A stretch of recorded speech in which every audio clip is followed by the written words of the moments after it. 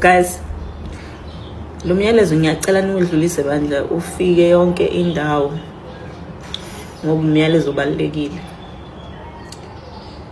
Mhla 30 June guys akulona usuku lokuthi siluthe.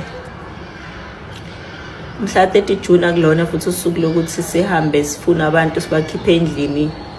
Abantu bokufika sithi abaphume sibashaye sibalimaze. Ngiyacela bandla nikususe lokho emqondweni mangabe benplane lokho ngiyacela. Ngoba masingenza lokho sizosheshe siqede le party kanti kusaeli. Yabo. Kusaeli and inhloso yethu akugona ukuthi kugcine sekukhona abantu abalimele noma asebeshayiwe noma kanjani. Inhloso yethu ukuthi bahambe nje bagoduke baye emakubo.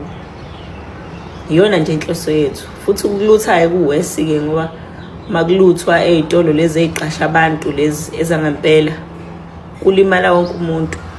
Yabo. So ngiyanicela bandla leyo kulutha ningayicabangi guys naleyo kushaya abantu. Ngoba nizoyijika yonke lento bese kube yibona ngazi ukuthi ba ama victim kanti siyazi thina ukuthi labantu basihlukumeza kanjani ezweni lethu. Uyibona ivakashi kodwa thina sihlukumezekayo. So naqala nje nakwenza lokho umhlaba wonke uyobusa ubone ngazi ukuthi vele thina sisukela abantu aba innocent kanti akunjalo. Siyazi thina inkinga esibhekana nazo ngenxa yalabantu.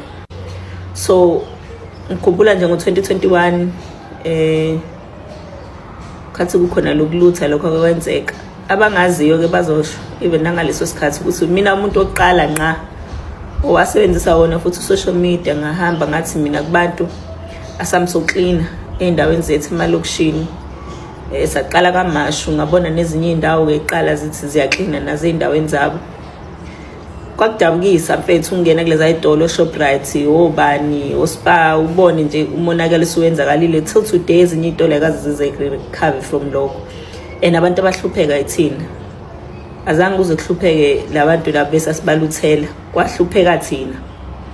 Yabo sengasakwazi ukuthenga amagrosa abanye abasanazo ngisho indawo zokukhipha imali sefanele baye kude.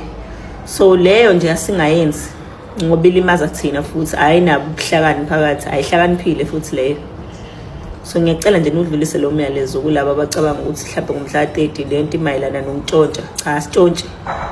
Umntshontsha nje guys cha sihambisani nakho. Yabo. Lempi yona sizoyilwa futhi sizoyilwa kahle nje singajahile nabahambayo njengoba behambe nje manje kusamanje kuzoba wesi. Kodwa thina njengoba sisho ukuthi make sure umhla 30 bengahambile sizoqhubeka sidile nohulumeni wethu. Ngoba anything I understand nini ukuthi uhulumeni awukwazi phela na ucompromise umnotho ukuthi ugcine usilimala ngenxa yabantu abahlale beteleka zonke izinsuku. So hayi ukuthi lama march ngoba abanye beni bethi hayi peaceful march ayinamsebenzi peaceful march inomsebenzi omkhulu kabi peaceful march. Inomsebenzi omkhulu kabi. Ukuthi nje abanye phela bafuna ukubona yena ngathi ngavele izivuke ekseni bonke abantu bokufika sebehambile ngeke izenzeke leyo nto ngisho sesithanda. Ngeke izenze futhi niyababona ke lapho ukuthi ba ready bathe bangasibulala ngisho usibulala besibulala ukuthi bangagoduka emakubo. So akubo yibona benza lawo maphutha. Kungabe yithina esenza lawo maphutha ngoba lelizwe lethu malimala kulimala thina bona emakubo le yaqhubeka ukukhona yonke lento abayibalekelayo.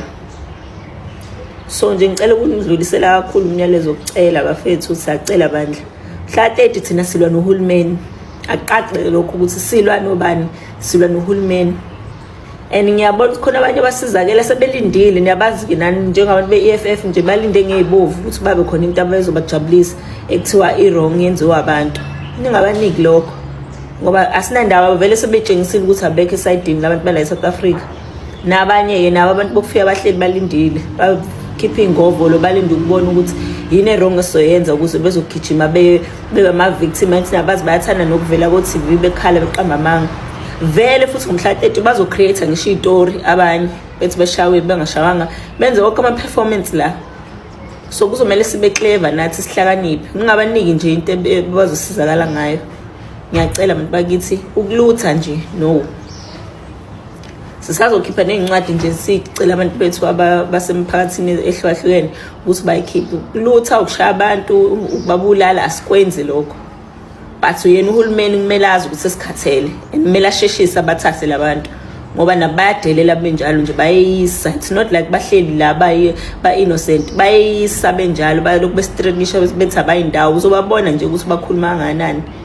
Kodwa kuyasiqhubeke thina silwe nohulumeni ngoba at the end of the day uhulumeni ana choice. Mase sithaya sabafuni sikhathela sabafuni, ayikho futhi enye into abangayenza ukuthi basihlalise nabantu esingabafuni ngenkani. Kodwa kumyalezo obalekile lo 30 June.